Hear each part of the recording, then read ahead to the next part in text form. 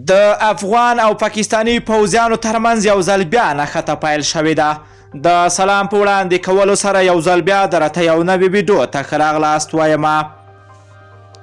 راپورونه وایي چې د کونړ په سرکاڼو ولسوالۍ کې د افغان او پاکستاني پوځیانو ترمنځ نښته کې ملکي وګړو ته مرګ ژوبله اوښتې ده. په کونړ کې د افغان او پاکستاني پوځیانو ترمنځ هغه مهال نښته رامنځته شوه چې افغان پوله ساتونکو د پاکستاني ملیشو د نوي پوستې جوړولو اراده ورشنډه کړه او دوی دغه کار ته پرې نښودل.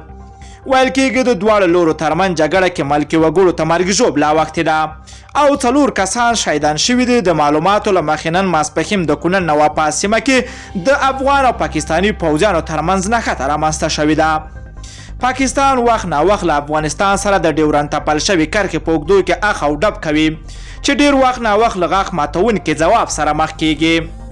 له سیمې څخه په راغلو راپورونو کې ویل شوي دي د پاکستاني ځواکونو له لورې پر کونړ راکټونه هم ویشتل شوي دي چې پکې 4 تنه ملکیان شهیدان شوي او 9 کسان نور ټپیان شوي دي.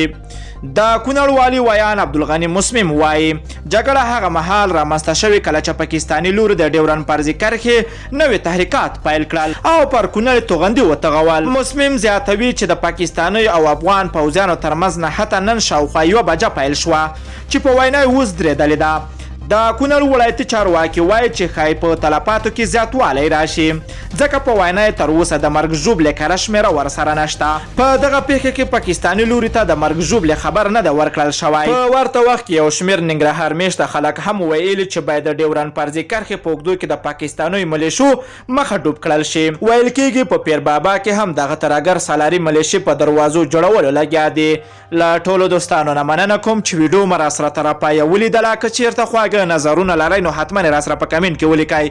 که غواړئ له همداسې تازه او دقیقو معلوماتو خبر شئ د پښتو اپډیټ چینل حتما در سره سبسکرایب کولی شئ.